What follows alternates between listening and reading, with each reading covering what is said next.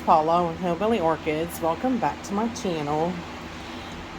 Today we are going to fix this Milmiltonia Sunset.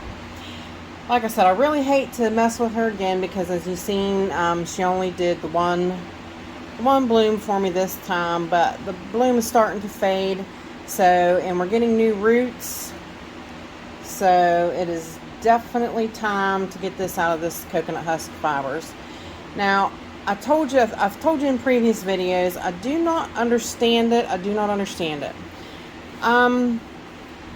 As you can see, I made most of the medium coconut husk fiber chunks, the treated with CalMag coconut fiber chunks. Well, I'm finding that a lot of my thin root Miltoniopsis, or not really on Miltoniopsis. I haven't had any issues with them, but my my Milmiltonias, my twinkles, my oncidiums are not liking a higher coconut husk mix. So I've got to fix that. Plus, I didn't want to do it on this plant, but as you can see, I kind of buried some back bulbs because I didn't really want to bust her up. But I'm going to today. I'm going to generally overall fix this plant because she needs fixing. Definitely needs fixing. I want to get her out of this coconut husk fiber chunks, so that we can get those new fresh roots coming into the right kind of media that this plant's going to enjoy and grow and thrive in. So obviously right now it's not a high coconut husk fiber or coconut husk chunk mixture. So let's pause for a minute. I'll get her out of the pot and we'll be right back. Alright y'all, today's video is sponsored by the Orchid Supply Store for all your orchid needs. It's a one-stop shop for anything and everything you could possibly need orchid related, plus they sell orchids. So you can get perlite, you can get radiata bark extra small, you can get horticultural charcoal, you can get pots for your orchids, you can get anything you need. You can get mounts, you can get New Zealand sphagnum moss, you can get pots, you can just, it's a one-stop shop. So please go check them out. But I am sponsored by the Orchid Supply Store. They're a really great store with really great people. And if you have any questions about anything that you could possibly need, pick up the phone and give Ken a call, and he will gladly talk to you about your orchid supply needs. Alright y'all, we are back. And now, we'll check out, as soon as I quit cooking this can around, we are going to check this guy out. Like I said, this plant, it just got watered too, so this is actually watering day. Surprised I'm getting in a video on watering day. You see, that's a nice new root right there across the top, which means it's not wanting to go in the medium. But see what we got here. See, I basically just put that down inside of this pot with moss in it, because it was in like a 5-inch pot, I believe. And as you can well see,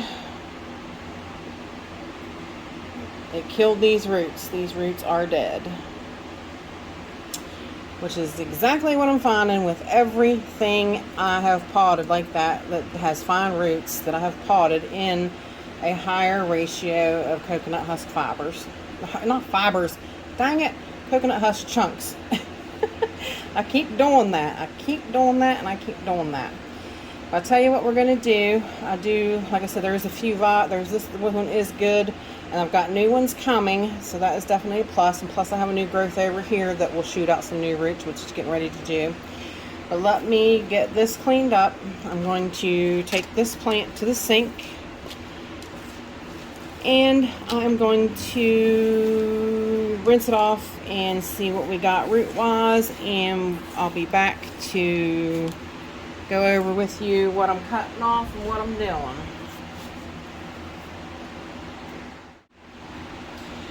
Alright y'all, we are back, and this is what we have. This is what we have. Now, Milmiltonias can be crawlers. You see how this one has definitely crawled upwards. That's why I buried these in the beginning.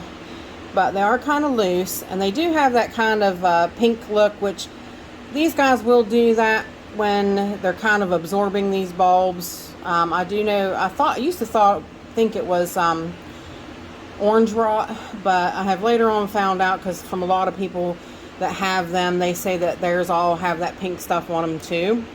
So, and I did notice I did damage some of these, but some of these are still viable. So, but I mean, even if they go over, I've got new ones to fall back on. So if I really did mess them up too awful bad, I definitely got new ones to fall back on. So that's a plus. These are cleaned and sterilized too, by the way, because I knew I was going to have to be snipping. So I wanted to make sure that if I cut, it was clean. So I do believe, I hate to cut it there because that only leaves me this brand new bulb, this old bulb, and this new growth for any kind of backup. So this bulb is putting out a new growth, but it's kind of sat there for a while and hasn't really done a whole lot of anything. And we have, if I'd cut it here, we have 4 bulbs on this that I could try to start. So I think that's what I'm going to do.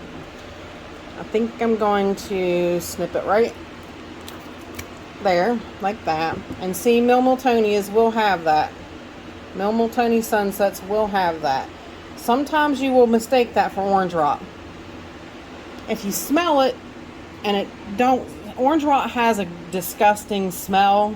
And this smells just like, it just smells like greenery. It's not, and if you haven't ever smelled stinky old orange rot, it's nasty, trust me.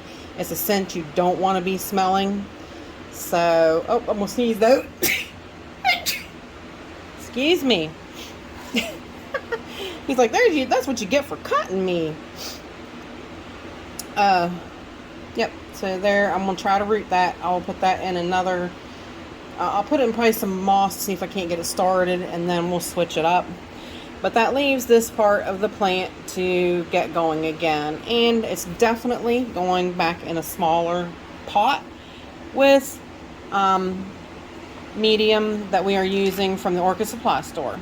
Because like I said previously, that I am sponsored by the Orchid Supply Store. And they are your one-stop shop for all your orchid supply needs. And they have everything you could need. They have all-in-one mixes, so that if I wanted to just buy one thing for the mix to put together to do this plant, I could do it and then throw the wrappers away, and I don't have any media in storage, which is nice. They sell the beautiful outer ceramic pots. They have the regular inside plastic pots. They have the colored pots, but I prefer the clear. So just different things going on. So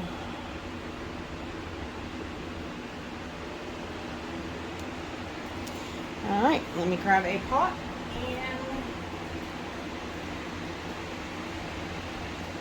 I believe I'm going to go with this 4-inch, this nice little in-between size. I really think it will be suitable. Yep, it's perfect, really. I'm going to dab that with cinnamon though, that cut. I guess, I don't know, a lot of people anymore are saying that it's just for your peace of mind is what cinnamon is all it does. I can't say either way, but I know I've done it as long as I've done orchids, and I've never had any issues. So if it doesn't hurt, why stop? That's my theory. Doesn't hurt. Why do I have to stop? So, alright, got that covered up, and now we're going to put it towards, kind of like to the side, because in case that growth decides it wants to grow, which hopefully you guys can see, in case that growth decides it wants to grow, I want to give it opportunity and to come out this way. But I do want to also leave room on each side for these two growths. So I want to probably place her right about there on the pot. I'm not sure if you can really tell where that is, but it's a good start.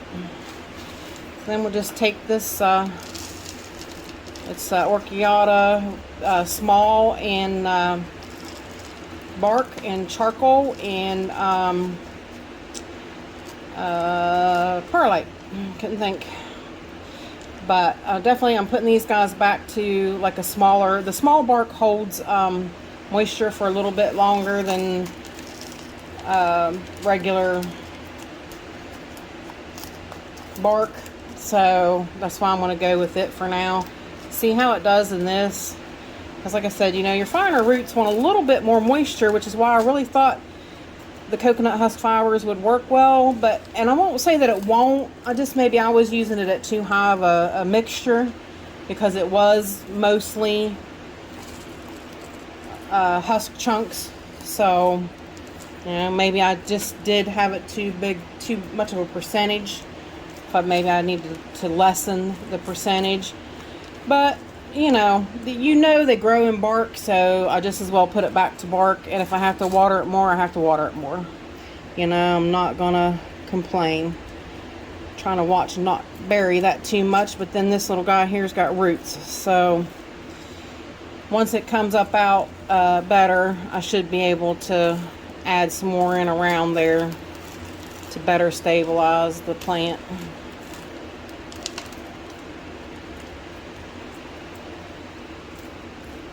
So there you go. Basically, that's an up pot. I'm going to write the date on the tag. Maybe. Somewhere, if I can find the date thing. But basically, that's it. And I will get it watered so that this right here will, you know, these new roots will settle in and go right down into that media, and everything should be fine from here on out. So with that said, I appreciate y'all stopping by and hanging out with me, and bye for now, y'all, till we meet again.